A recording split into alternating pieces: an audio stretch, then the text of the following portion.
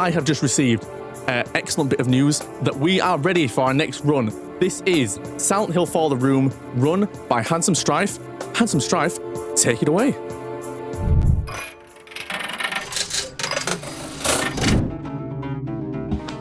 Hello, welcome everyone. I'm HandsomeStrife, he, him pronouns, and today we are going to be running Silent Hill 4 The Room. On commentary, I have my teacher and good friend Garlibs. Hello, my name is Garlibs, and I am also he, him. Fantastic. So I'm just going to get straight into the game. We'll explain things as they're going along. Obviously, there is horror content in this game. No, Silent Hill 4, do not start your intro.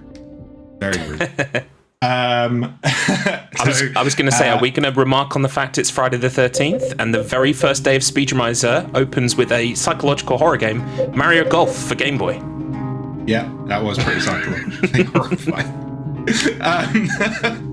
Okay, right, so I'm going to count down. 3, 2, 1, go! Good luck, HandsomeStrife. Thank you. So I'll kind of talk what Strife is doing at the moment, because at the moment this is kind of like a lot of movement for him. Basically, this is the prologue in the game, and the game is broken up into two kind of zones. You have first-person movement in your apartment, and you have third-person movement in the worlds that you travel to outside of your apartment. And so what HandsomeStrife did there was wake up in a nightmare, look at a face on the wall, go backwards, and he's sorted. Now he's playing as Henry, and he needs to look at some various pieces around his apartment before we can unlock the first world, as it were.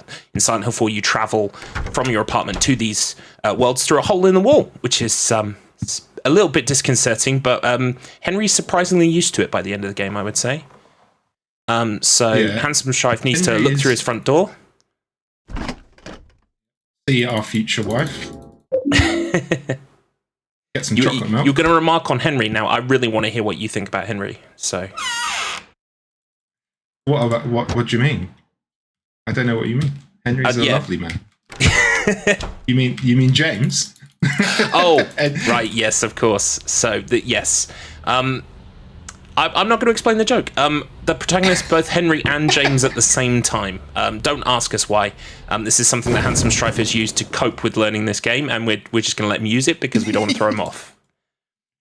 Yeah, for some reason, I think because at the time that I was kind of picking this up, Silent Hill 2 was out. A lot of people were talking about it, and I was like, oh, Silent Hill, that's the one with James in, right? And so because I'm playing a Silent Hill, we're playing with James. I mean, it's sound logic, apart from being completely incorrect. But yes. Yeah. We are now traveling down a tunnel to the light at the end of the tunnel. There is a little strat here where if you hold down the button, James gets a bit tired towards the end of his movement. But if you just keep letting go of the button and pressing it, it is faster than just holding it down. It's very fun for my finger. Big fan. And there we go. We've gone into the light. We are now dead. I think that's how this works. Transported to the subway world. So this is the first world that we enter. We're playing as James/Henry, as you can see there, and we're about to meet a character called Cynthia.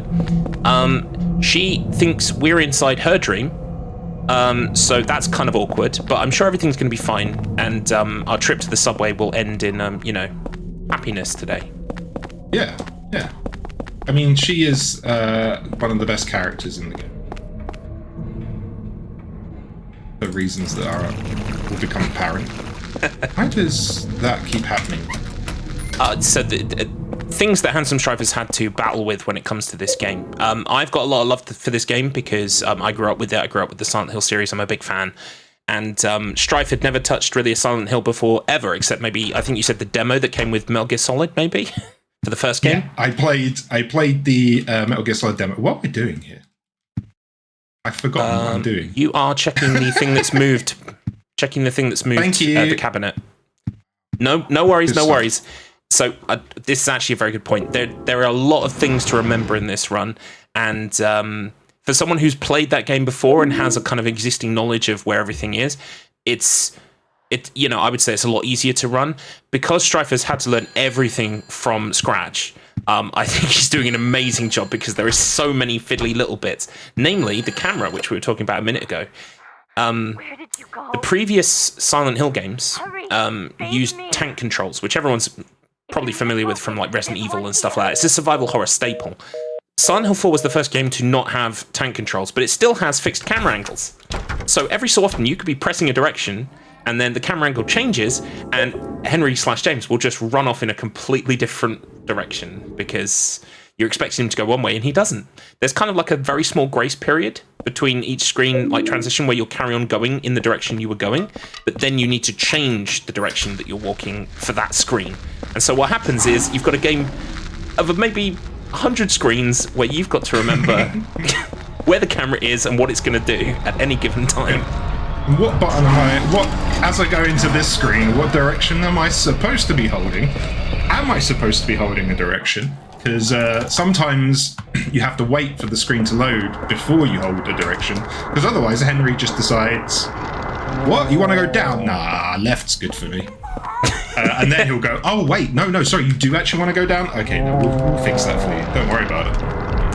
Yeah, you might see me doing this a bit, which is basically jogging the camera to prevent Henry from bumping into things.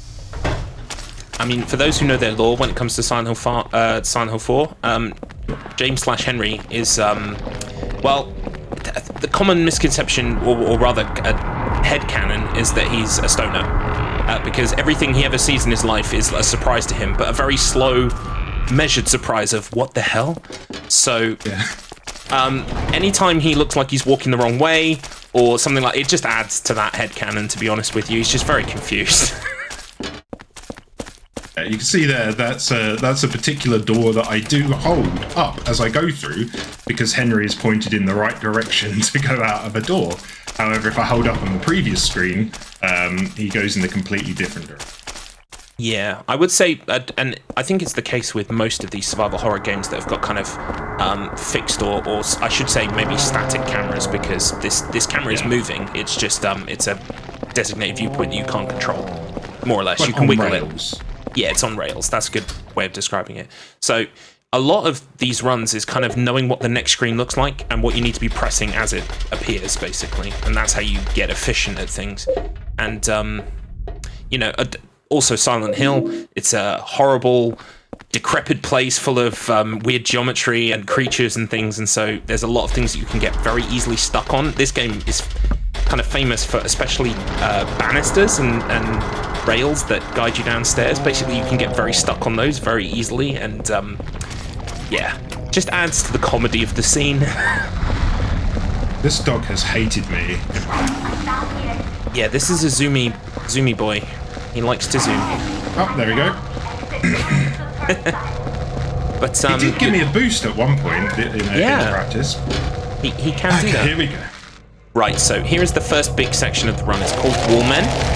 You'll notice that these guys are coming out of the wall, and they're here to ruin Henry's day. They're just going to beat him up, and we need to get to the top of the stairs. So what Strife's going to be doing is trying to bait them out the wall to do an attack, but then pull back so that he avoids the attack itself and then carries on running. And that was a really good... Oh! See, the problem is they've got an overhead attack. You'll see them, like, sometimes they swipe to the right, sometimes they swipe up to down. The up to down has got a massive hitbox that actually like is a delayed hitbox, so even though the attack looks done, it could still clip you. So, but that was a great Wallman. Yeah, it wasn't too bad actually. Wasn't too bad, but yeah, that's one of the bits that I've been practicing because it's not only can make you lose a bunch of health, but it can also then just make me really annoyed for the rest of the run. Yeah, absolutely fair. Also, you won't have seen it because we skipped a cutscene, but rip Cynthia. Cynthia unfortunately didn't survive her trip to the subway. But don't worry, we're going to make a new friend in a different world. And I'm sure this friend will live a lot longer. All our friends are friends. So welcome to Forest, everybody. Forest has got, like, initially I would say it's quite a confusing layout, but once you work out that it's kind of a central hub with spokes coming off it, it makes a lot more sense, like, in your head. And the great thing about Silent Hill is I've always thought this about, survival horror in general. The gameplay, the reason that I like it so much is because it's based around exploring a map, finding all the things on that map and exploring them to their fullest extent. And so what I really like about Silent Hill quite often is that sometimes the characters actually draw the map as they go.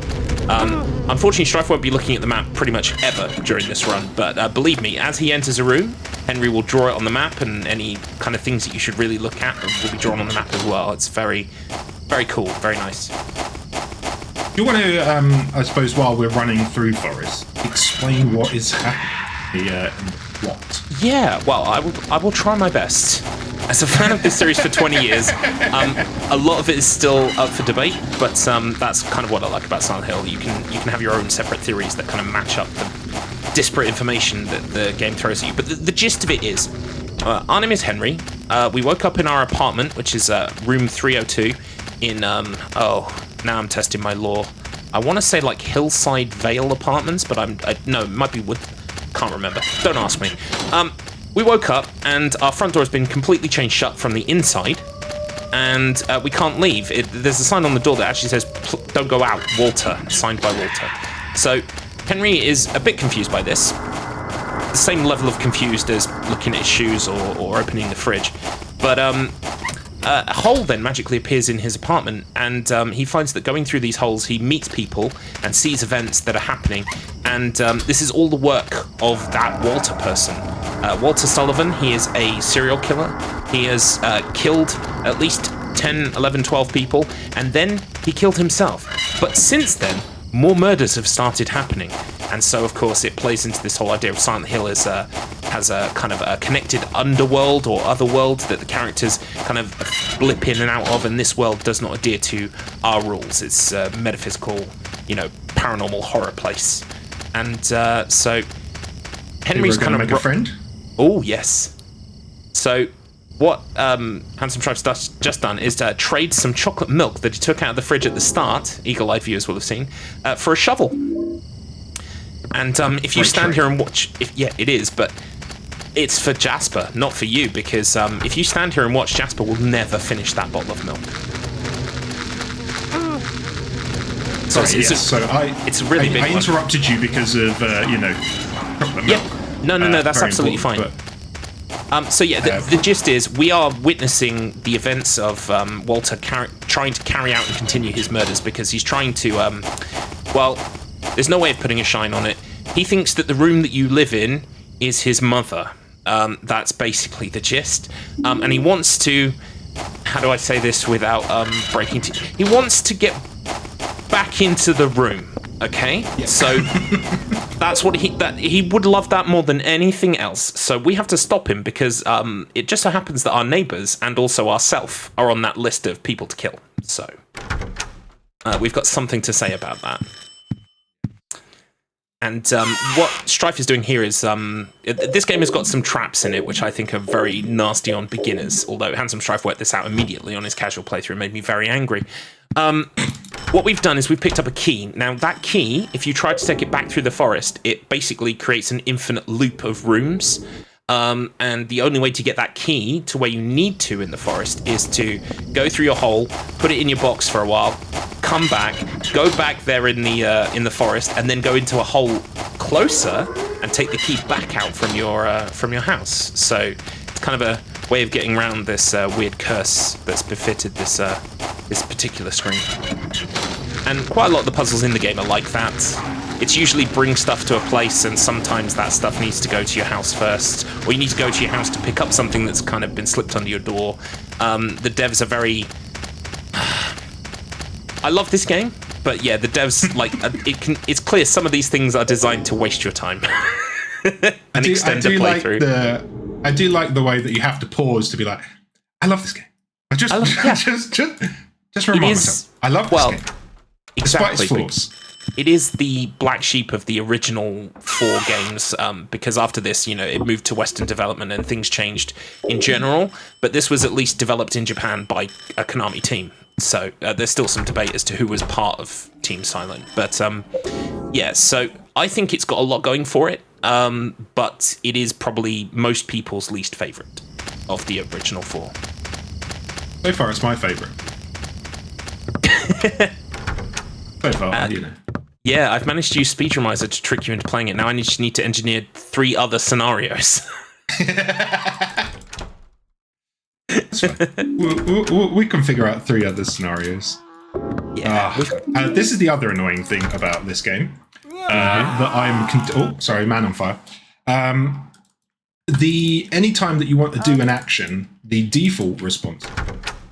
And so for someone like me who is used to doing a lot of spam clicking in speedruns and things to get past cutscenes, sometimes I can try and pick up an item 4 or 5 times because I keep hitting no.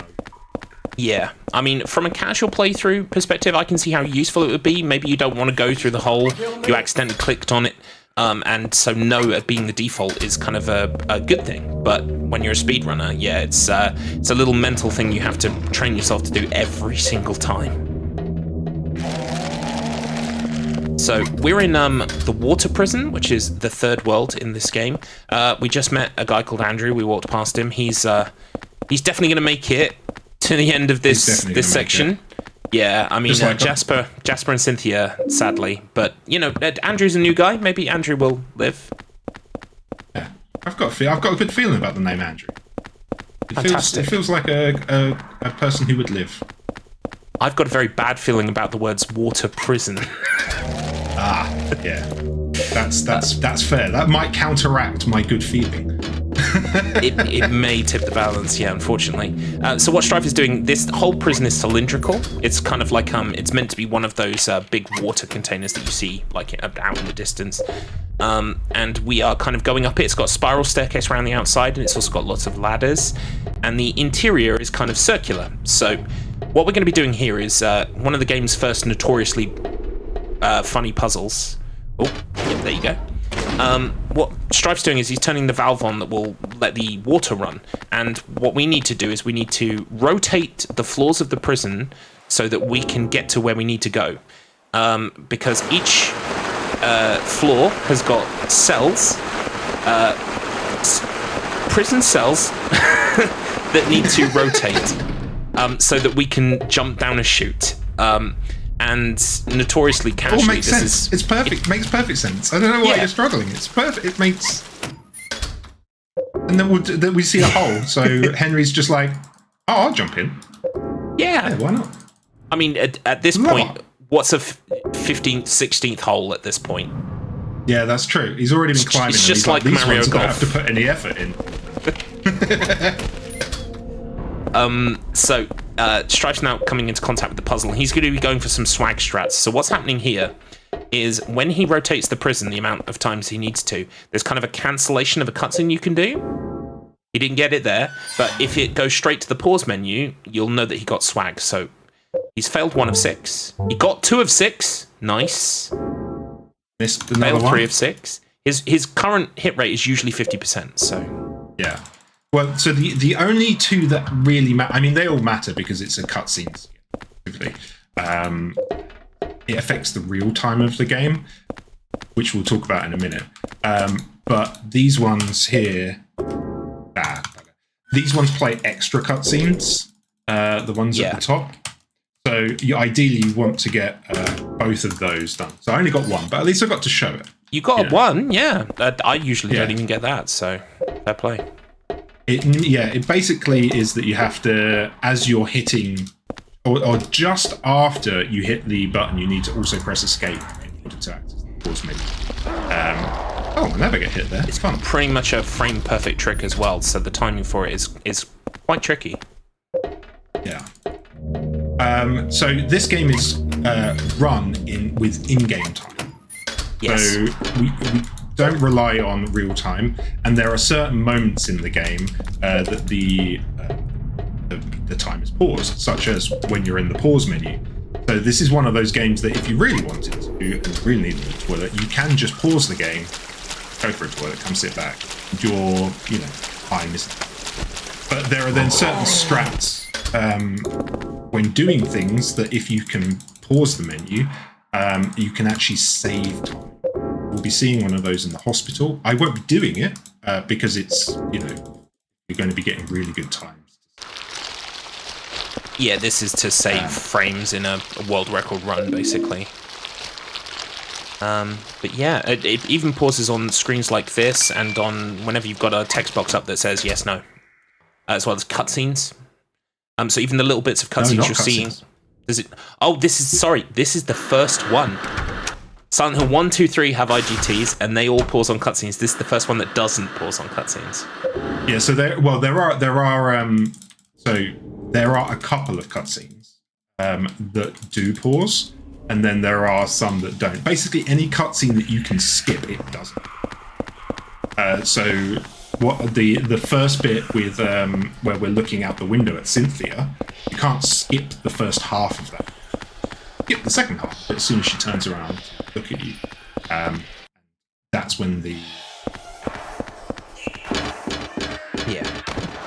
So we're now in Building World. Building World is kind of the outside of our apartment building. It's kind of across the street. So each one of these locations is kind of getting a bit closer to... well, no, we started in the subway just across the street as well, actually. But then we went to Silent Hill for the forest and the prison. Now we're back towards across the street again. There's a ghost on the floor with a sword in him. We haven't really talked about the enemies in this game. So this game has got like normal enemies, but it's also got ghosts. Now the ghosts are invincible and can phase through walls, and they can quite often travel from screen to screen to follow you and chase you. Whenever you hear that kind of sound like static and Henry looks like he's got a headache, that means that a ghost is near and it's actually slowly harming you. And they've got these swords in the game. There are 5 of them, and you can pin ghosts. In fact, you get to choose which ghosts you want to pin. And most people in casual play will pin a ghost, but there's only one ghost you kind of have to pin, and his name is, well, spoilers, Andrew. Andrew died in the war prison. Yeah, we skipped the cutscene, but yeah, rip. So later on, we'll be using our ghost busting kit of a silver bullet, which silver bullet immediately downs any ghost, by the way, onto the ground, and then we'll immediately pin him with a sword. And you'll ghosts are just like werewolves. Exactly like werewolves. It's weird they have 2 words for the same thing. Yeah. Ghosts are werewolves and werewolves are ghosts. It's you know. Get with the times, everyone. God. So Strife went to the pet shop for a key. He's now making his way through Building World 1. There's an RNG thing actually to have 2 people on the stairs here, and there it is. You just fell out from nowhere. Yeah, that was quite incredible. Yeah, I don't think I've ever seen the second one on the stairs, so this bodes well for the run. Maybe. And chat, there are some RNG sections coming up later where I will ask you to pray for good RNG. So don't worry, you've got the ability to directly affect HandsomeStrife's run. Yeah. Most of the first half of this game is not RNG. It's very straightforward. Do the thing, go here, run into stuff, get hit 3 times. It'd only be twice. The only real RNG is the enemies in the first half, you know, depending on how much they want to aggro you. Like, there's 2 dogs here. They might try and chase me down here to give me a little nibble. Which, yes, they did. There are behavioral things you can do to affect the enemy's AI, but sometimes they will just decide to block you today, and there's nothing you can do about it, for instance. Sometimes they just want to ruin your day. Yep. You know, it's nothing you can do or say. They're going to ruin your day. As if traversing ghost on your wedding day, Henry Stone. What the hell? What the hell, Strife? This game makes me lose my mind. 37.50. Yeah.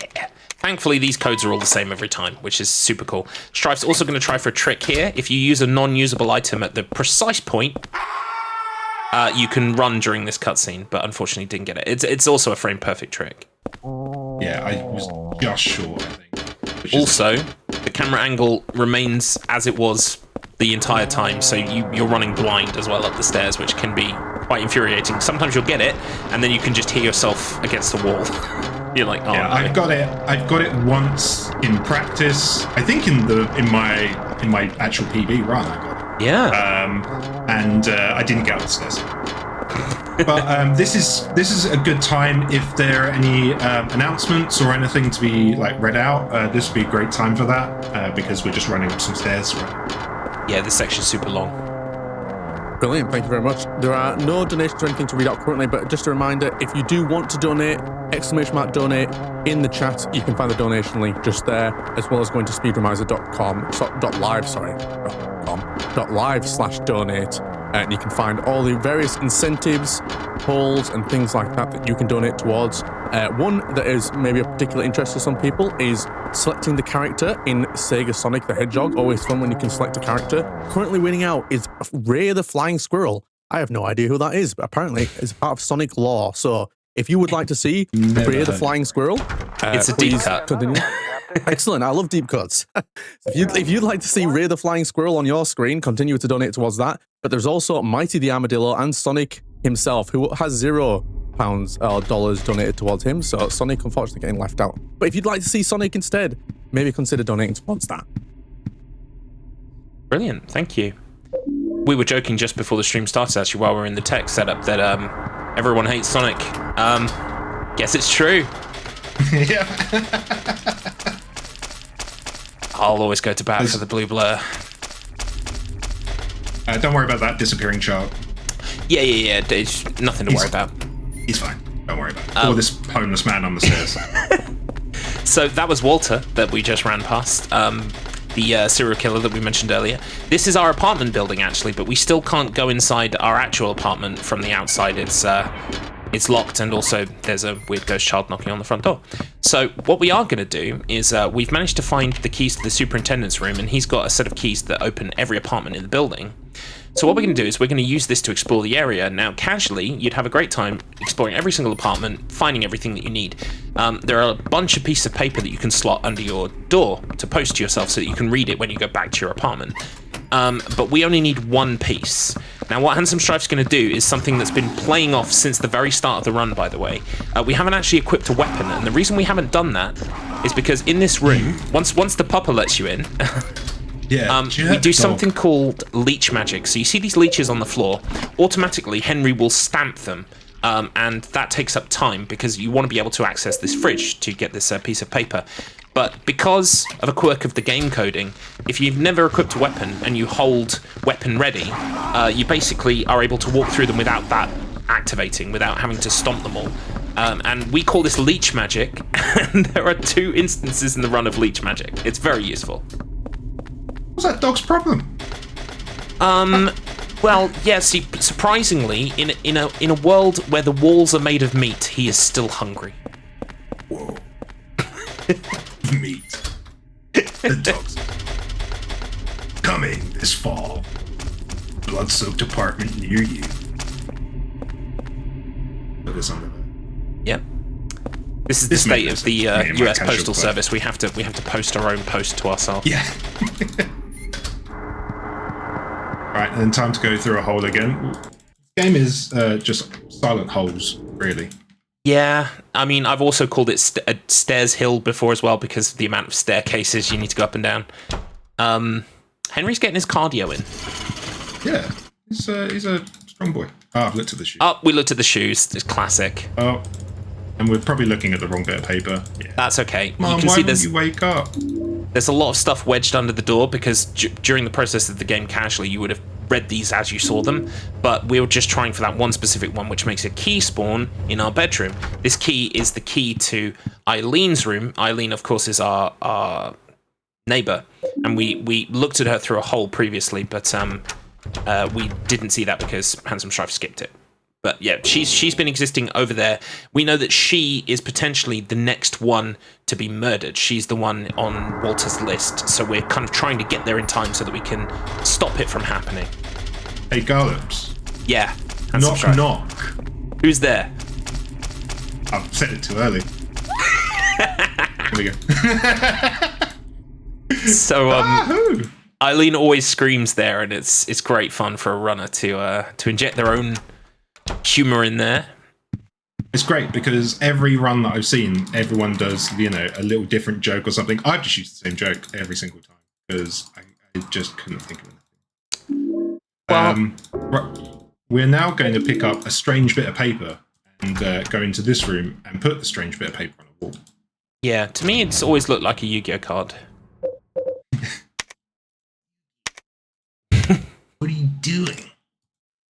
I'm playing Succubus Talisman in the wall position. It creates a hole on the field. As you do. Yeah. So now we're going to... Now we're starting the RNG part of the game. Yeah, so we are now at the hospital. This kind of marks the midway point of the game. And I'll explain what's going to be happening next. So we're going to be going upstairs and we're going to be looking for Eileen. There are going to be 12 rooms on each side of the corridor. So L12, L1 to 12 and R1 to 12. We're looking for 2 rooms. One where we get a key and 1 room that Eileen's in that we need that key for. This is all RNG. Oh! He found the first one. That's an L1. Okay. Looks like we didn't need chat's RNG. So we still might. Yeah. The key might be on the other side of the. It might be all the way at the end, but at least we know where the door is for the key, which is pretty hype.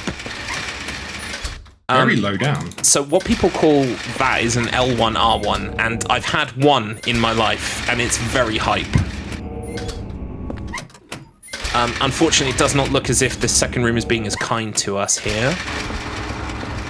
Looks like we're about 6 or 7 up. That's not it, but it is the right camera angle, so... Each of these rooms is different and has got weird stuff in it. Casually, it's great to explore in here, but as a runner, you're not wanting to go down this corridor as much as you possibly can. I don't think I've ever had a run that has been lower than this. Yeah, that's definitely the L1. You've never had an L1, but I love the fact that it's giving you one end of the corridor and then the other end. Yeah, that's so mean. Oh, there it is. That's the one. At least there's 2 rooms that we don't have to look at. Yeah, so that was an L1, L10, I think. Or so what's great about that room L11 is that there's a key, and a trap falls on you if you take the key. But the silly geese, the same key opens the lock. They should have locked it with another key, but they didn't. This is what sausages. We like to refer to in game development as making sure the character has got what they need. Yeah. Oh yeah, because you're not used to this angle. Yeah, I've never had to worry about getting Eileen past them so close. Yeah. So you may notice we've now got our neighbor Eileen. She had an attempt on her life, but she survived, which is great. She was taken to the hospital. She's got a broken arm, and she's still in her heels because she was planning to go to a party. And we now need to escort her through the second half of the game, which is going to be, surprise, surprise, a retread of all the areas we've previously been to. And this is why I think Silent Hill 4 gets so much ire, is because the second half is an escort mission through previously played areas. Also, Henry's apartment now doesn't heal Henry. It used to kind of top up his health while he was in it. Now it can be haunted. The hauntings. So you need to clear all the hauntings in your in your apartment in order to achieve the good ending, which we will not be achieving. Yeah, as part of this. Well, there are 4 endings. One that's definitely good, one that's the worst, and then 2 that are kind of middling. So those endings are dependent on whether you look after your apartment, look after Eileen, look after both, or don't look after either. And usually as runners, we usually get the worst ending, which is the one where we don't look after Eileen or the apartment. But sometimes we work so quickly and Eileen takes so little damage that we get the one where she survives, but our apartment is trash. You might get that today. Eileen? I mean, she hasn't taken any hits yet. Although we can't go through this door without her, so... I've taken some hits now, thank you. Yeah, this is the problem. Not only does Eileen base her movement on you, so you need to be able to guide her. Like, even right now, Strife is managing her movement. Occasionally you'll see him veer to the side. That's so that Eileen doesn't hit this kind of internal staircase rim, because if she does a little animation, she stops for a bit. Basically, this half of the game is about managing Eileen so that she doesn't take too much damage, and also that she has optimal lines in certain rooms, especially down this staircase. Yeah, so again, this staircase goes on for quite a while. Oh no, it doesn't. There we go. Hello. But next time we're at one of those staircases, that's a great time for any... Totally. Yeah, anytime you see one of those, for sure. So we are now in Subway 2. Or Subway Second Visit, whatever you want to call it. And some of the items and enemy placements will have changed around a bit, and we now have the ghosts of the people who died here. So we're about to encounter Cynthia's ghost, and she is by far the most aggressive and most annoying ghost in the game. So we will be doing a thing where basically we leave Eileen in a room. There's the second leech magic, by the way. We'll be leaving Eileen in a room and making sure that Cynthia despawns from that room so that she's not being kind of beaten up by Cynthia while we're away. I joke, but basically the run kind of boils down to leaving Eileen in a creche so that she doesn't hurt herself or get hurt by other people. Yeah. Otherwise... So Eileen will take damage from other people. She'll also take damage if you get too far away from her. And you can't just leave her in like an unsafe space. Soon she'll be fine because she won't. She gets herself into all kinds of trouble. And Eileen is invincible, but for the purposes of speedrunning, the more damage she takes, the slower she will move. So that is like a net bad for us. Now, what Strife's done here is he's managed to run through a turnstile, hopefully without... Yep, there she is. Eileen is the other side of this turnstile. Now, Strife's going to wait for an audio cue. There it is.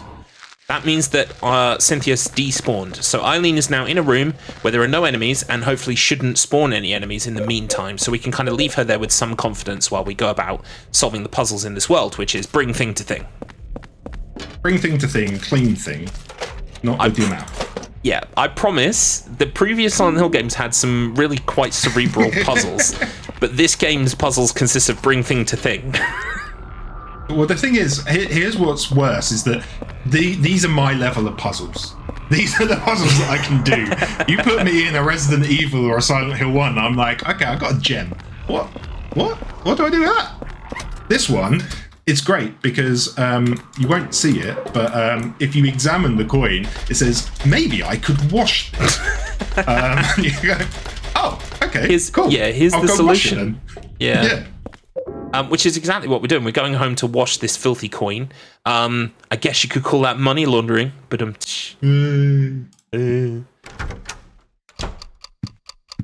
only are we doing that, we're also going to... Our apartment... Yeah, it looks like our apartment's a little bit haunted. Our fan has fallen down. Basically, the hauntings are really cool, but we won't be really looking at any of them. We'll just be trying to actively avoid them. But if you ever see us taking damage in this apartment, it's because there's a haunting close to us, and we literally need to stand where we're standing to do a thing. Yeah, so back to Subway 2 with our clean coin. Yes, which also means we get the delightful wallmen again. Yes. However, this time it's slightly... Oh, hello, Bonnet. What are you doing there? This time it's slightly easier. There are only 4 wallmen, as opposed to the innumerable amount that there were on the first try. I will also pick up this health at the bottom. The trade-off is that, unfortunately, although there are less wallmen this time, we have to get Eileen past the wallmen. Now, this is done in 2 ways. Sometimes there's a safe strat, where if you bring a gun and shoot 2 of them, you basically cut down on the amount of damage she'll take. Or there's the YOLO strategy, which HandsomeStrife will be using today, where he just leaves them all alone and hopes for the best. Yep. Also, you can tell where the wallmen are going to spawn from because it gets a little bit lighter on the wall. So it does give you a good indication of where you need to stop in order to avoid them. The problem with the first set of wallmen is while you can still use that, it doesn't guarantee that they won't do different types of attacks.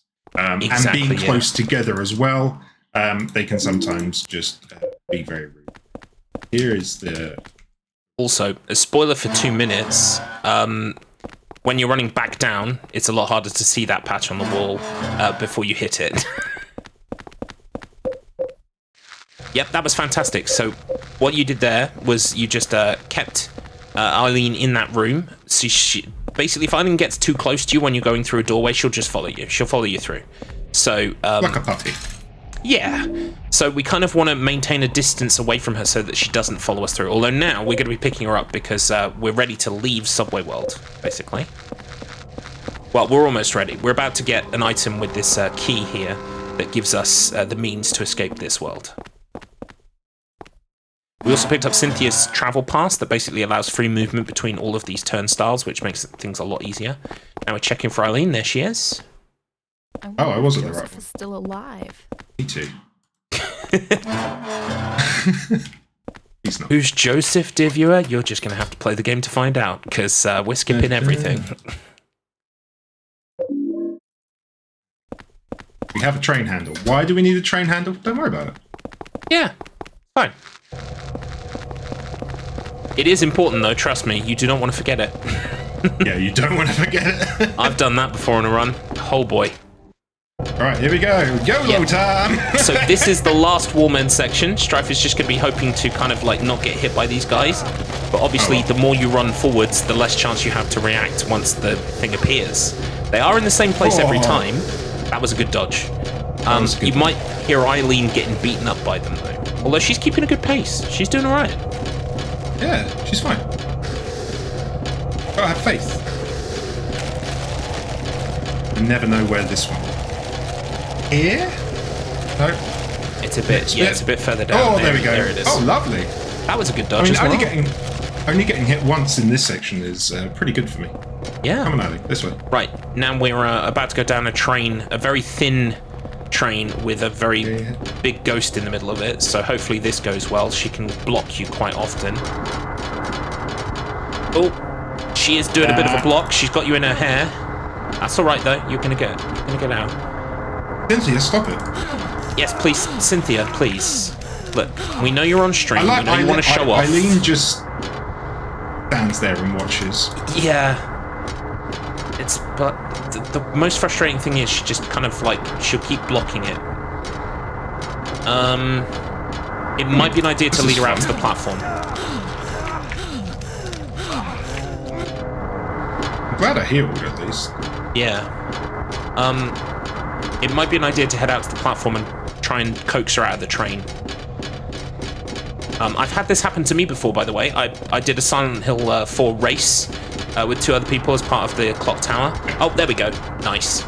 Yeah, I didn't get her over to the left enough up here, and so she was just being a bit of a nut. Yeah. I've had her block me in this room where we use the train handle. And I thought I was going to game over. But there we go. That's Subway 2 behind us, and thank goodness. Yeah. So we're now heading on to Forest 2 via a lengthy staircase. Yeah, Eileen looks great, actually. She doesn't look too beat up. She's not limping. This is fantastic. You took a bit of a beating, but to be honest, you can handle that. Eileen looks fairly spry. Forest 2 is probably the scariest in terms of health management, just because of the things that can go wrong, but there are a couple of health pickups that we can do, so I might for one of them. Yeah, I would strongly urge those. There's one right before the first well, or next to the first well. Basically, let me explain Forest World 2. So in Forest World 2, we have to assemble the 5 pieces of Exodia, 2 legs, 2 arms, and a head, to create a puppet thing so that we can escape. But those pieces are hidden down wells, and the only way that you can access the well or look inside the well is to have a lit torch, because otherwise Henry will say, I can't see. Can't see.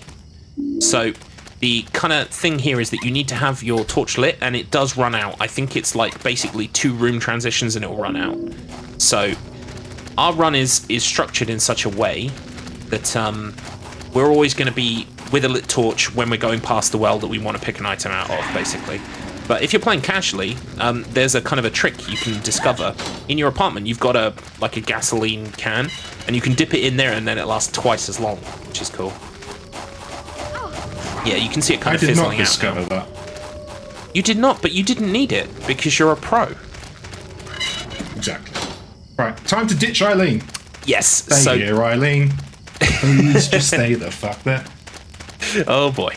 So this is, yeah, I refer to that area as the creche. That's the kind of central room we were talking about earlier when we talked about Forest. It has a house in it, or an orphanage, but that burned down, unfortunately, because our friend Jasper was playing with matches, and yeah, something happened. So now it's just got like loads of nice drawings on the wall, and so we just leave Eileen there. She's nice and safe, and we're going to carry on doing bits and pieces. So yeah, silver bullet, here we are. This is the silver bullet we're going to use in our gun later to stop a ghost. And you didn't want to pick it up. And there's a heal in here as well if you want it. Don't know where.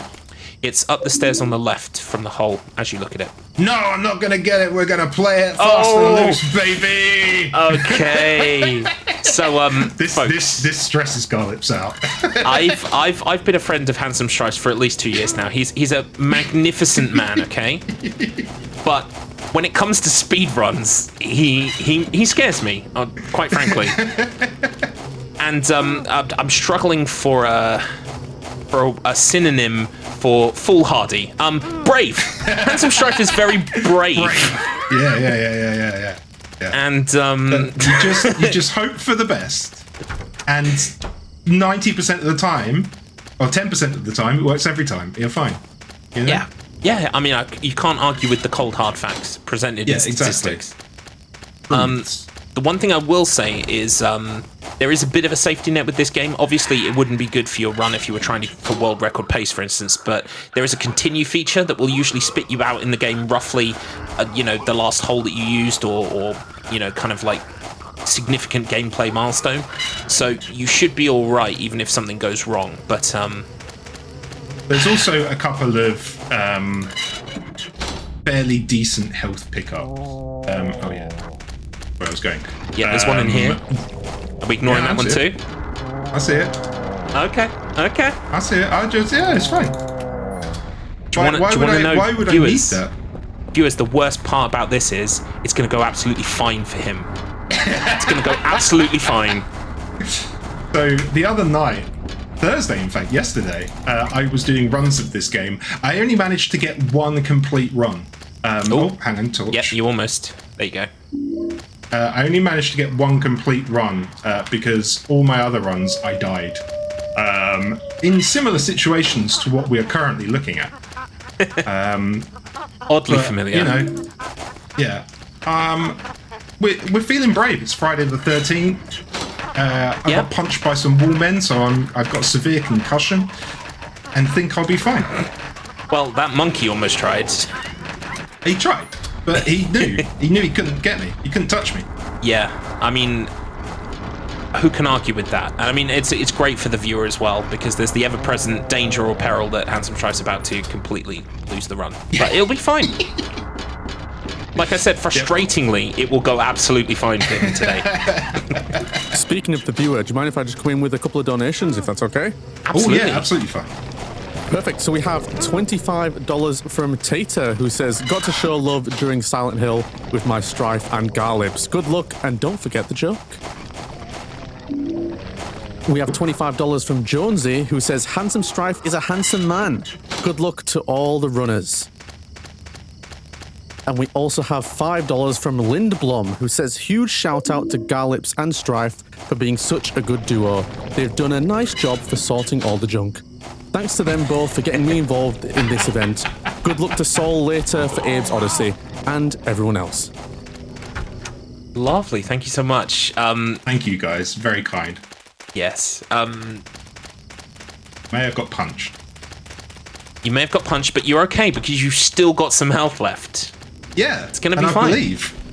I believe. Look, there's a health pick up there. We don't need it. I need no health. So what Strife's been doing is he's been picking up these various doll parts that he needs, and we are now kind of like pretty much we've got most of them. We're about to get the last one, and we're also about to get a medallion that we need to leave this area.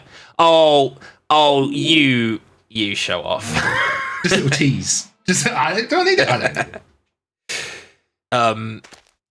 He decided to finally pop the health there, which makes sense, to be honest. It was getting quite low, but he faked us out first. I'd love to say it was on purpose. But start it out. It's fine. Strife also picked up the Pickaxe of Despair. This is the strongest weapon in the game. It's got a really slow attack, but it's really, really strong, and we kind of use it against the final boss when we can, if the final boss is willing. Those twins are getting involved with you. They really are. They never normally do.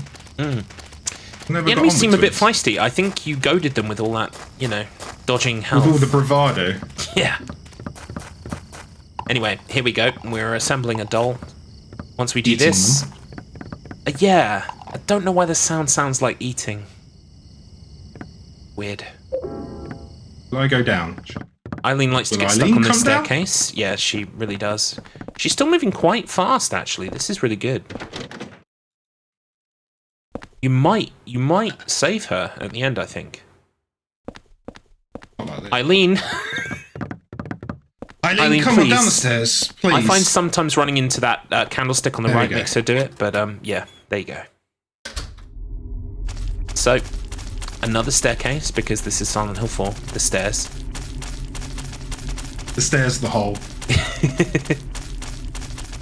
We're about to head into Water Prison 2, which is actually easier than Water Prison 1, I would say, because, well, the puzzle's already done. We don't need to redo the puzzle, so we just need to move around and pick up the bits that we need. Oh, there's that little animation. So you a little too far ahead of myself. It's worth noting as well, in casual play, there's quite a lot of the holes to go back to the room. And when in there, every time you go back, there is a save point in there, so you can save your game. You can also continue very easily from whenever you come out of a hole. That's where the game will continue. Oh, that camera. Yeah. Here's water. By water. And we talked earlier on about hauntings and, of course, also Eileen taking damage. You can heal both of those with these items called holy candles that are available. You put the candle down in your room, you light it, and the haunting goes away. And that's how you make your apartment good, or you make Eileen good so that you survive till the end and get the best ending. What we're doing now is we're moving down the cylindrical prison, this kind of spiral walkway thing. We've still got our torch equipped from the forest too, so we can hit some of these bugs if we want, but it looks like Strife's just running the marathon. Oh, there we go. Bonk. Hero. Eileen can't use ladders because she's in heels and also has a broken arm, so she is taking the long way down, so we're just kind of waiting for her to catch up, and by destroying some of these bugs basically means that she'll be, you know, less accosted by the enemies and stopped as a result. The other thing that I did at the start as well, I went down the ladder and then went back on myself a bit, and it basically stops water coming out of the door instantly.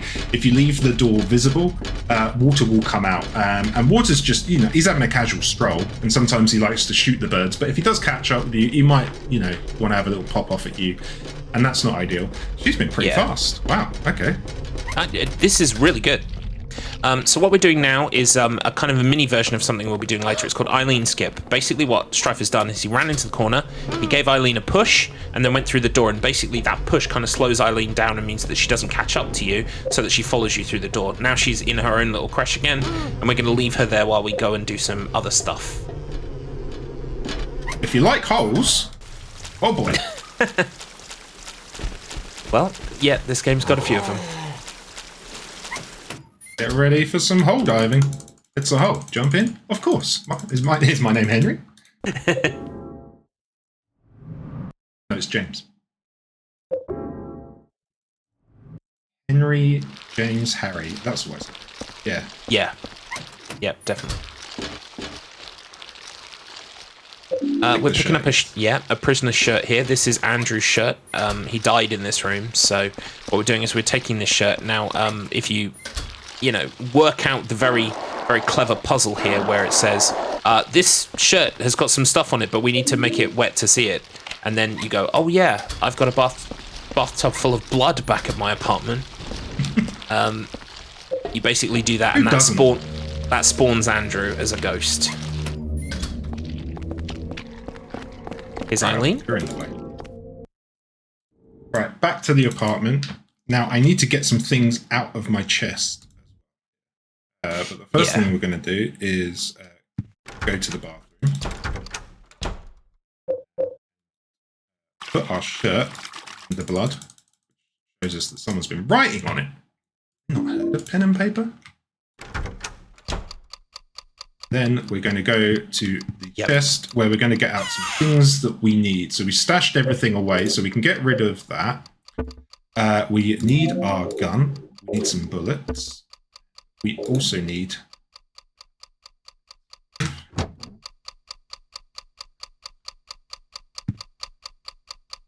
Go back. Now we are going to shoot a ghost.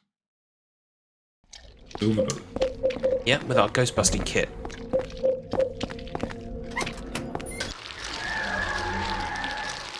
So what I did there, something Garlic showed me, which was basically if you like reload or equip something as you're going through a door, you can cancel the animation. It saves a second or so. And you know, all about saving those seconds. Heck yeah. Also, there's Andrew. He takes the bullet, he gets sorted, we get the key that he's holding. We need this key to escape. Oh, missed that one. We've got a bit of a nightmare room coming up that usually scares me when I'm running. But because HandsomeStrife is YOLOing this afternoon / evening, it's going to go absolutely fine. Yeah. I'm also damaging myself on purpose on these things to clear the way for Eileen. Namely, so it's been briefly explained, but if she gets too damaged, she will start limping, which will slow us down, and she'll also start reciting poetry, which really upsets the lips, and we don't want that. Yeah, and now I would never condone any kind of violence like this to any person ever, but occasionally, if she starts doing a poetry, we give her a little bonk on the head with whatever we've got equipped. That usually stops her, but it's still a massive time loss, so you don't want it to happen to begin with, and when she's healthy, she won't do it, so... when you're playing this game casually, you can give Eileen weapons and she will attack enemies for you, which is very cool. She's fearless. Pretty tired now, though. Yeah, this is the room. So it's a forced perspective room with a bunch of enemies, and what we're going to try and do is we're going to run down the left, veer to the right around them, and then veer back to the left, because Eileen is following our movement pattern. And we kind of need her to make it through the group here. Excellent. That's not too bad. She only took really one hit. Not too bad. And she's not limping. That's alright. Might suddenly say, points failed. And I'm not doing that in a mocking voice. That's actually how she says it. Yeah. Because she's imitating young Walter. Yeah, she's very attuned. She's very attuned to young Walter, who's the little child that we've seen kind of walking around, knocking on our door and stuff. Walter exists in kind of two states at once in this world, because it's Silent Hill, it's weird and metaphysical and psychological and blah blah blah blah blah, Phantom World, blah blah blah blah blah, inner child. You can figure it out. It's Silent Hill 4. We are now meeting Richard. You didn't get to see Richard during the course of play before, but he was a member of our apartment building. He got electrocuted in an electric chair, and now he's a ghost. And he is ragging on Eileen. Oof. Richard is angry that you've not been paying attention to the enemies. Yeah. It's not, like we need to even the score a bit. I might heal Eileen a little bit. Yeah, you can do that. I mean, what Eileen Strife's going to be doing now is he's going to be setting up something called Eileen Skip. This is the big Eileen Skip, and it's very magical. We'll explain it properly in a bit, but basically he's going to be leaving Eileen in this room, and what he's going to do is he's going to put a candle down for her as well. Then knock her and run into the elevator. She won't follow through. She'll stay behind, but she will have a candle healing her while she's in that room, which will just help take away some of the possession that's taking over her. You wouldn't normally do it in a run, but I just want to be a little bit safe. Yeah, plus it's also the case that this might be your... I don't think you've ever got the ending that wasn't the worst ending, so you might get the slightly better ending this week. I got Mother. Oh, you did? PB. Okay, all right, farewell. Yeah. Fair enough. I don't know if I... Well, I was just going to say, Eileen Skip comes into play here. Basically, Building World 2, There are a whole bunch of puzzles you have to do. It takes forever casually. But what we've done is we basically left Eileen in a place where if you go away and into another room, she'll follow you through a grate that, you know, clearly stops her usually. But because we're kind of like in another room, it kind of deloads. And she can move through it. And basically it cuts off like a huge amount of time because we don't have to get Eileen through this one specific door. We can just kind of skip all those puzzles. We're also going to be doing a little bit of tricksy magic here as well. So when Eileen is at the bottom of these stairs that you've just seen Strife run past, she'll be very close to Henry. We just wait for an audio cue. She'll be so close to Henry, even though she's behind a gate, yet again, she will follow us through the doorway. So there are little things like this that you can do that basically manipulate the fact that she will follow you through when she's too close, and when she's too far away, she won't follow you. We're now back in that room with all the stairs, but this time we're going downstairs. We're about to fight the game's, well, one of two bosses in this game. And this is another point where RNG can play a factor.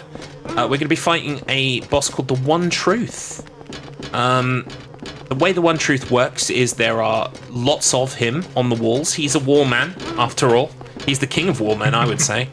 And when you hit the enemies... You've heard the dude, man. He is war man. So the way that it works is if you hit one of them, they're all invincible. However, there is one of the One Truth, aka the One Truth, that if you hit him, all of the others take damage at the same time, and he's the only one that's not invincible. So what we're going to be trying to do in here is Strife is going to really hope that the very first one that he checks is the One Truth. And so chat, summon up all your goodwill, all of your good RNG, because we're going to make his very first one the correct one. Henry. Eileen was just here. Eileen, please.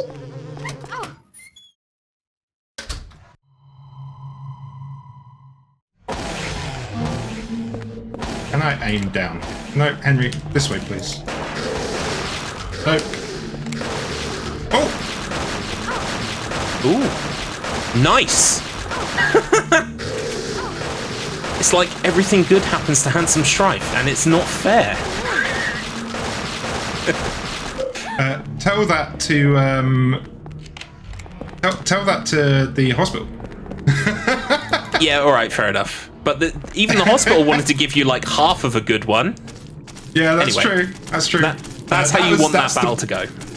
That's the best I've ever had that battle. Every other time I've been running around getting knocked on my ass, trying to work out which one is the right one, with Garlops leaving helpful messages in my chat, such as, that wasn't the One Truth. Or what was the thing? What was the thing you write? Oh, I write, no luck catching them truths then. Yeah, that's the one. It's just the One Truth, actually. That's a very funny joke. It's very helpful. Please. Well, as HandsomeStrife has proven here today, he has surpassed the master. He doesn't need help anymore. Where are we next? That's where I need help with. Yeah, so we are going to, basically at the bottom of these stairs, we end up in, the person who owned the apartment before us, he was the Joseph that was mentioned earlier on. He noticed all of this phenomena going on, but the problem is he got killed before he could work it all out and solve the thing. So we've been reading lots of his notes, because he basically had the apartment before us, and we're about to enter, like, essentially his version of the apartment. And we have a cutscene where he talks to us. He's upside down in the ceiling. That's not really important. And you won't see him because we'll be skipping cutscenes. But for the purposes of this, we need to check all of the things, or most of the things in this apartment. He's upside down? Well, I think, yeah, look, it's one of those things that's like, it sounds funny, but like, by the time you've watched minute 5 of the cutscene, you're like, just shut up, guy in the ceiling.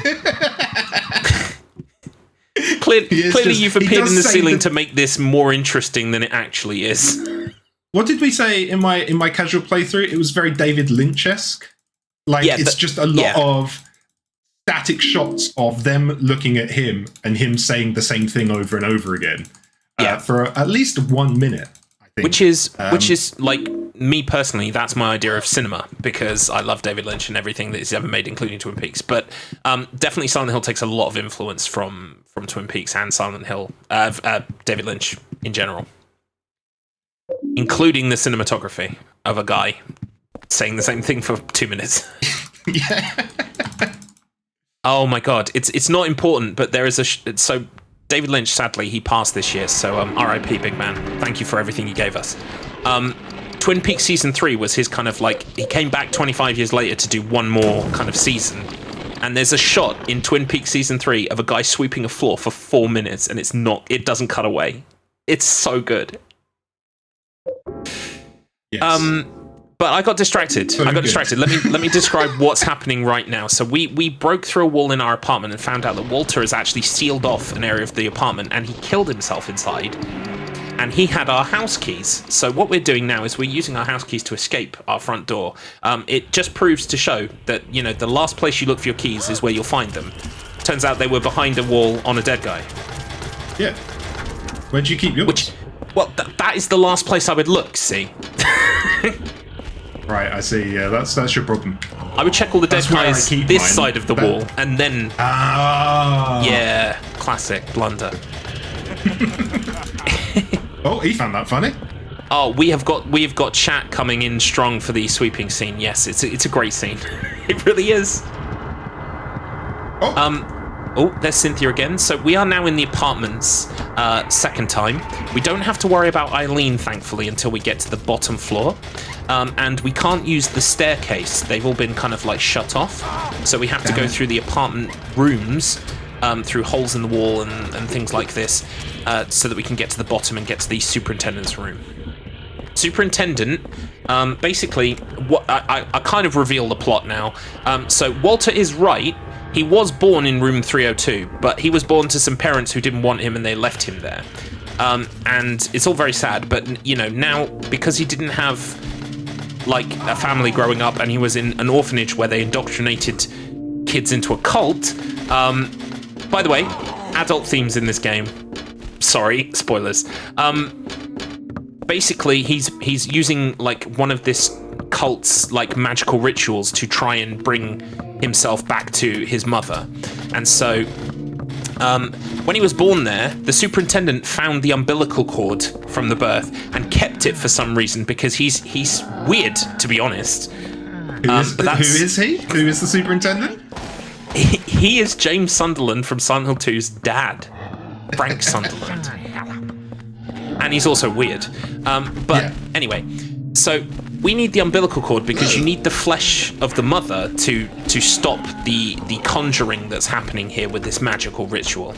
So what we're doing now is we're finding these kind of fragments of memories of the night that Walter was born, where his parents clearly don't want him and see him as a burden, and so it's kind of like we're collecting these memories so that we can gain access to a room with an item, so we can bring item to thing. But we are sort of in the end game now. Once we get upstairs, we'll be doing the final boss. So I would say we're probably about 5 minutes off the end of the run. Roughly. It's kind of hard to tell, and it depends how well this will go. Yeah, I mean, depends on how well I remember the routes. Excuse me, sir. No, thank you. What, you're doing a grand job so far, and to be fair, it's the reverse of the one you just took now, because you're all done down here. The problem is I sometimes I often just get confused. Yeah. General rule of thumb is you always want to be going through front doors unless it's a hole in a wall, and you always want to be turning left when you come out on the way back up, usually. Also, grab the umbilical cord through the wall. Swag. I do it because that's what my teacher told me to do. And it's swag. Yeah, exactly. How dare I not do something? You have gone the wrong way now. What do you mean? You need to go back the other way. That's okay. There you go. Thank you. Because otherwise I would have gone very far the wrong way. It's honestly, it's designed to be kind of like this rat's maze, like ducking into apartments, like in and out. It's very. The first time you visit the apartment, it's very straightforward. Wrong again. You're all right, honestly, because the layouts in here are all different, and it can be tricky to remember. The whole idea of the second visit to the apartments is that like everything you kind of knew on the first visit is wrong. The stairs don't work. You've got to go into people's rooms to get to where you need to outside of rooms. It's, you know, it's all kind of messed up because we're nearing the end of Walter's ritual that he's trying to enact, and so everything's kind of turned up to 11. As Decky F in chat says, standard Friday stuff. Yeah. Through the door, please. Now down the hall. Yep.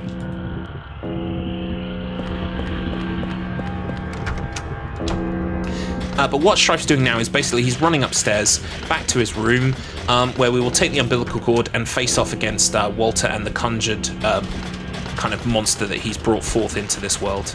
Oh, nice block there from the thing, but you went straight through. Nice. Yeah, the problem is I've got in my head is the route to the bottom. Yeah. And then I can't think of it backwards for some reason. Every time I get to this point, I'm then just like, fair. yes, I know, I go left as I go into this room. And it's, no, now you go right. Right. So this has worked out quite nicely. Basically, the way that the boss works is first of all, you need to use the umbilical cord on the boss.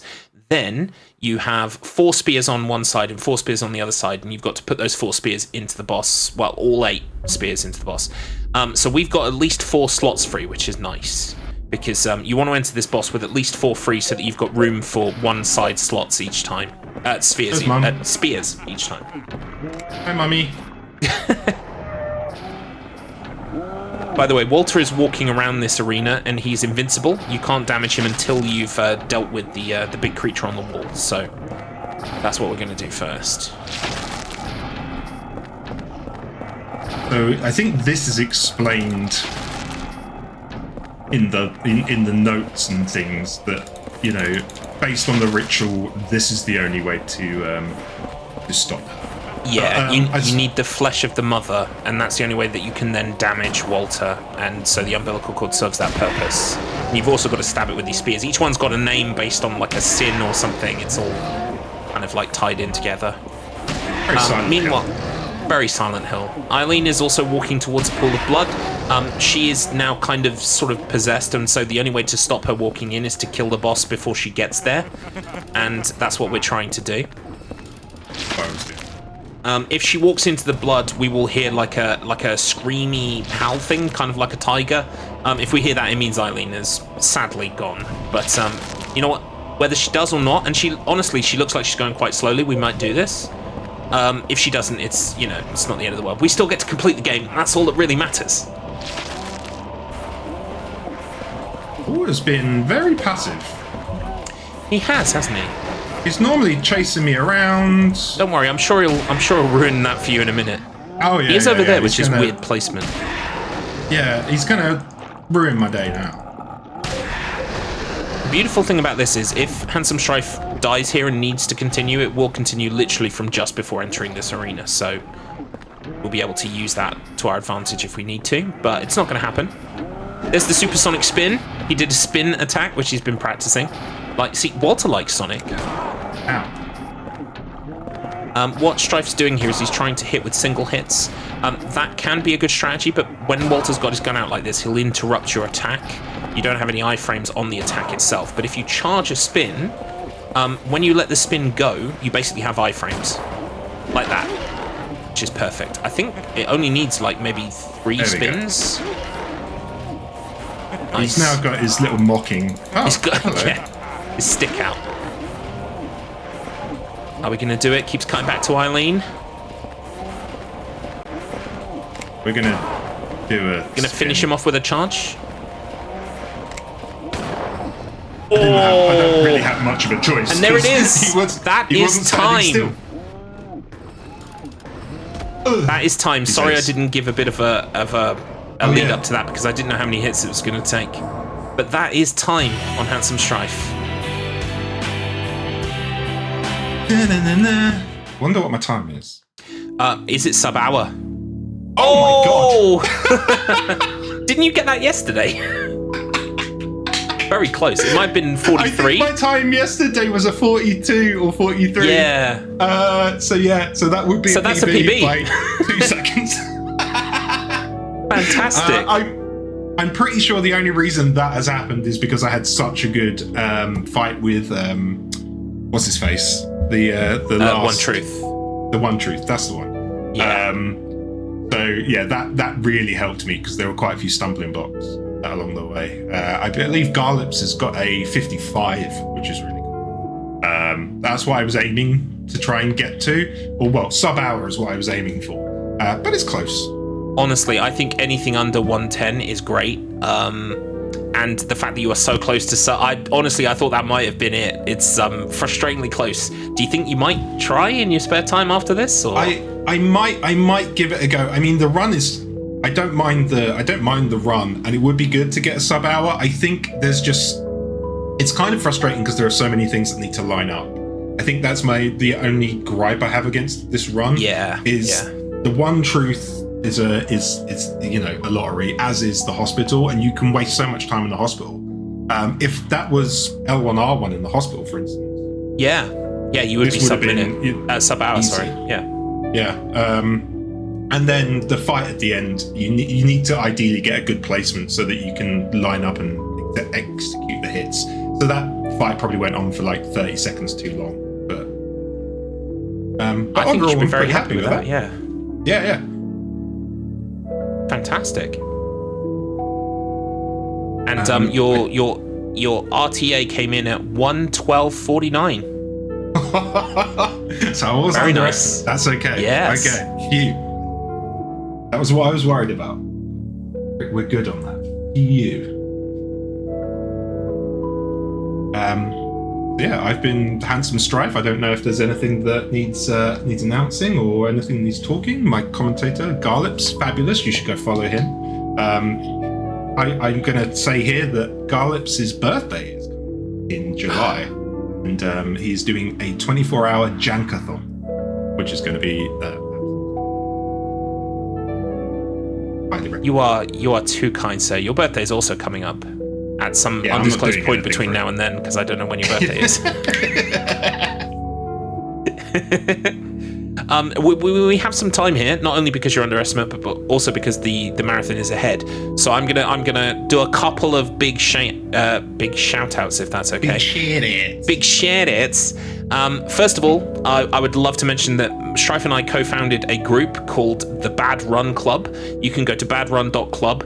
Basically what we do is we're a bunch of speedrunners, and we really like the idea of picking a game that no one's ever speedrun before, as certainly doesn't exist on speedrun.com.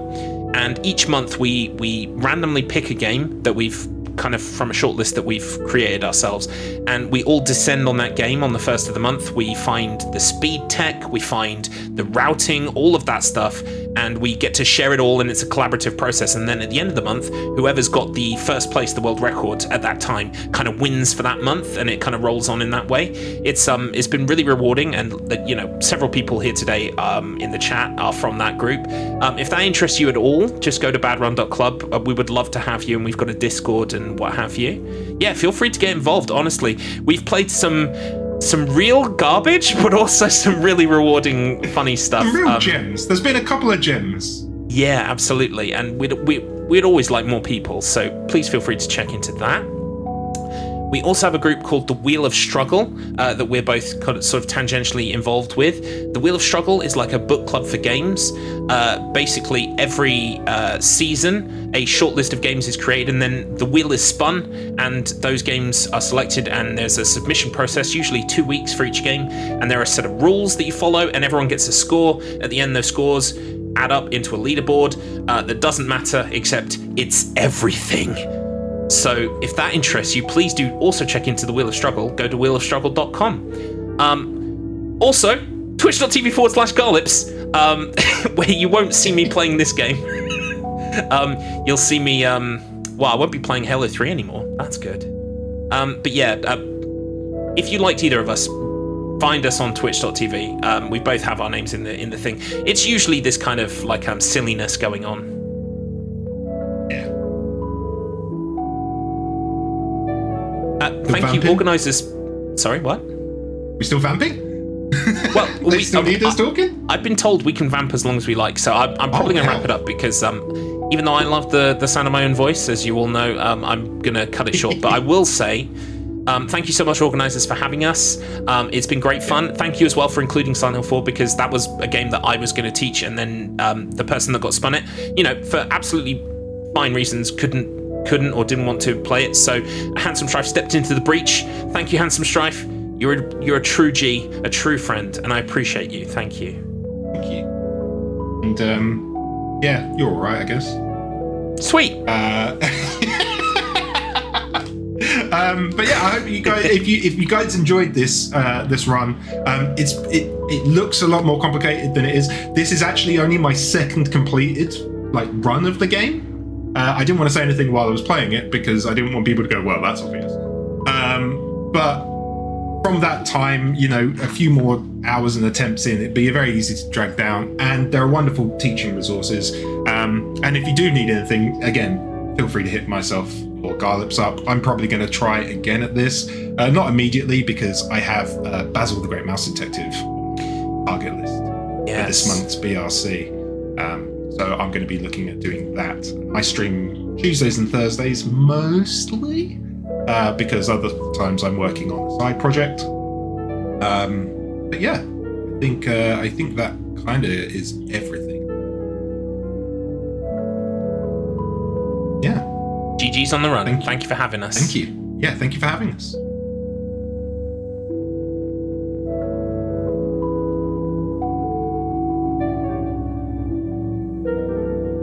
Wow. Thank you so much for smashing. Thank you so much. The Garlips and HandsomeStrife for making that happen. What a fantastic run we just saw of Silent Hill 4, a game that has confused me even more watching the speedrun. Perhaps I need to go and play that casually. That looks interesting. What a game, Silent Hill series.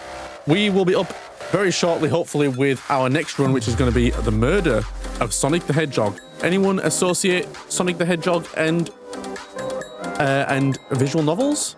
No? Maybe not? Well, that's fine, because maybe you will after this next run. Silent Hill. Wow, still on the mind. So we've got that coming up next. We've also got a couple of other games coming up tonight before the end of the day is through. We have Devil May Cry, we have Grabbed by the Ghoulies, we have Backyard Wrestling 2, we have Shaq Fu, which I'm told is the return of Shaq Fu. That keeps being mentioned. And we've got Odd World Abe's Odyssey. So all still to come on day one of Speedromizer. Again, Speedromizer, for those who are unaware, is a marathon where the game that you submit isn't the game that you run. What a twist. If you ever have just decided, you know what, I would love to speedrun, and I just don't know really what to choose. There's so many games out there, which is definitely true, and I just don't really know what to start learning next. Maybe consider submitting and applying to Speedromizer. This is a charity marathon where runners are assigned a random game from a pool of submissions of 90 days to learn their game and hone their skills. And did you know over 150 runners have learned over 200 individual runs since 2023? That is a large number, and if you want to contribute to that large number and continue raising the bar, you can be a part of this next time if you head over to speedromizer.live/Discord and get yourself signed up for the next Speedromizer when that goes live. Lots, of course, like I said, to look forward to on day one of Speedromizer. But do not fret, this is not just a one-day event. This actually carries over 4 days, 2 weekends, that is, or technically 5 days, sorry. So with that in mind, please do make sure you are following the channel, subscribe to the channel even if you're feeling generous enough, subscribe to the channel, but definitely make sure to follow the channel and click that notification bell to make sure that you are up to date and are ready for when the streams go live at the start of each new day. I personally, no bias of course, I am particularly looking forward to day 4, especially that last run of day 4. That Spider-Man run at the last day of day 4 looked pretty enticing, not gonna lie, so I would keep an eye out for that.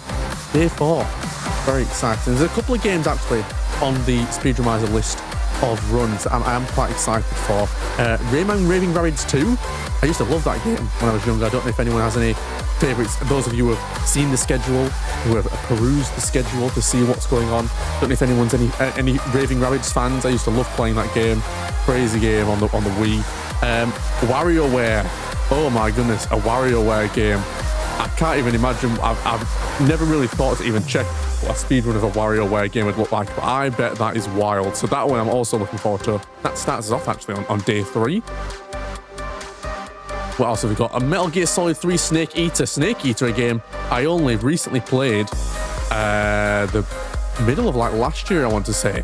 So that is a fantastic game. I can't believe I've gone so long without playing Metal Gear Solid 3.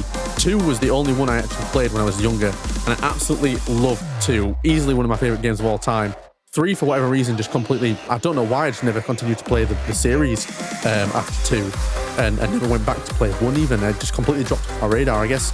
But that's fine. Thanks to the Master Collection that came out. Thank you, Konami. We got 1, 2, and 3 all nicely packaged together in a nice, easy way to play, accessible way to play on modern consoles and PC. So I was very, very happy to play Metal Gear Solid 3 recently. And yeah, fantastic game. Easily, again, one of my new favorites of all time, I think. And we've got that to look forward to. That'll be Nick RPG Green who'll be running that. And on top of all the great runs we've got coming up, we also have some great incentives as well, and donations that can go towards incentive polls and all sorts of things where you can help decide what Speedromizer looks like through your donations. We've got, for example, Havorius, donating $25, who says, always happy to see Speedromizer running and raising money for my neighbours' community. Good luck, runners, and thank you. Thank you to you, Havorius. That is fantastic. As I've said, you can make sure that your donations help decide what the format of Speedromizer looks like. We've got plenty of things, plenty of incentives for different games, plenty of targets to reach as well for bonus things, like we've got a Skyblazer bonus showcase, level showcase coming up. If you would like to donate towards that, that's currently sat at $2 of the required $50. That's a great one to potentially donate towards. We've got a Kitty May Cry bonus any percent run. That sounds crazy. I'm not sure what that exactly is, but that sounds wild. So if you would like to help us see whatever Kitty May Cry is, that's currently sat at $30 of the $50 mark. So we're very, very close to that. So if you're wanting to tip anything over the edge, Kitty May Cry bonus any percent run, would recommend that. We've also got Johan the Parhelion change category to all upgrades. How interesting. So completely change the category, completely change the schedule, because you'll completely just change what the game is being run like. So we've got that at $10 currently set at out of the required 50. If you would like to see that category change, please feel free to donate to that. And of course, a very, very exciting one for me personally, as someone who loves Halo 3, one of my favorite games of all time, Turn On Grunt Birthday Party Skull. I think potentially a requirement for this. So if we don't meet this, I'll be very sad. That is currently sat at $25 of $50. So make sure, if you are going to donate, please do make sure it goes towards incentives, polls, and things like that to help us decide what Speedromizer is going to look like. We are currently sat at $165 raised for QMUNITY. Can we reach that $200 mark today? I believe we can. I want everyone in chat to look at themselves and think, do you know what? I can contribute to that. I can help us reach $200. You can do it. I believe $200 by the end of the day. Of course, for those unaware, this is a charity marathon where, as we've mentioned, all proceeds raised go directly to QMUNITY. QMUNITY is British Columbia's queer, trans, and two-spirit resource centre that are working towards a province where all two-spirit, lesbian, gay, bisexual, transgender, queer, intersexual, and asexual people can live free from harm and discrimination, regardless of age, location, or circumstance. They offer support via programs such as connecting people through volunteering and peer support groups, providing education services and queer inclusivity training, and so much more. If you would like to donate to QMUNITY, you can visit, of course, the Tiltify campaign at speedromizer.live/donate. You can also hit !donate, as many people have in chat, to find that donation link too. Again, not only are you helping decide what Speedromizer looks like with your donations, you are also helping a fantastic cause in QMUNITY, all donations go directly to them. Now, as someone who's participating in Speedromizer as a host and a volunteer for the first time, I would very much recommend, if you are not particularly interested in running a game and learning a game, that is fine. If you're interested in the behind the scenes side of things, like I am, love behind the scenes and making things look nice and work, it's excellent. You can also look to sign up as a volunteer next time Speedromizer comes around. So all it is, you can sign up, it'll come, the announcement will come, and it'll come straight before, generally, Speedromizer gets opened up to the runners. You can make sure that you volunteer and just participate, have a good time. I absolutely recommend it to anyone who's curious about broadcast, about hosting, chat moderation, whatever it is that you like. You can sign up generally for if you have no experience, lots of experience, whatever you like. Speedromizer, the staff are very, very inclusive, amazing, helpful every step of the way. If you have no clue what you're doing, you will be able to sort it. It'll be excellent. We are going to take a very quick ad break while we are still waiting on the next run to come along. So please do bear with us through the ads. We'll see you very shortly.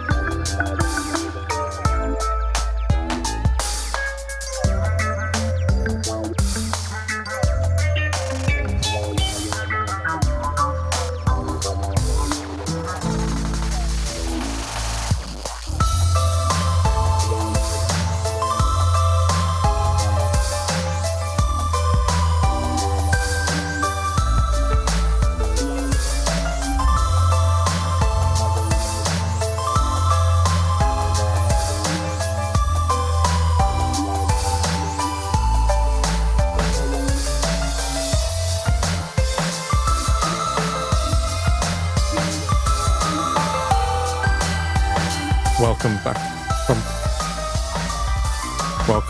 from the ads. We are back and just waiting on now the next set of runs. So please bear with us while we wait that.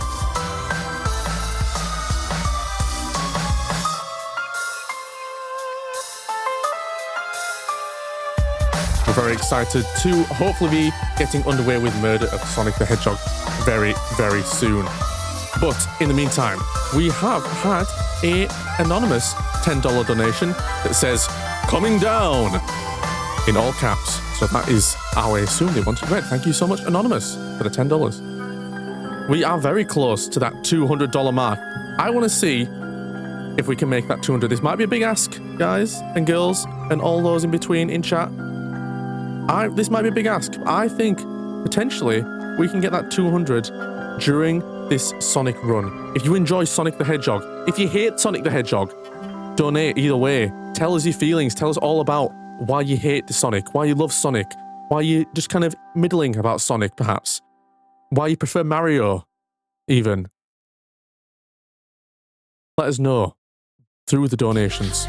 I'm sure the runners will be thrilled to hear your opinions.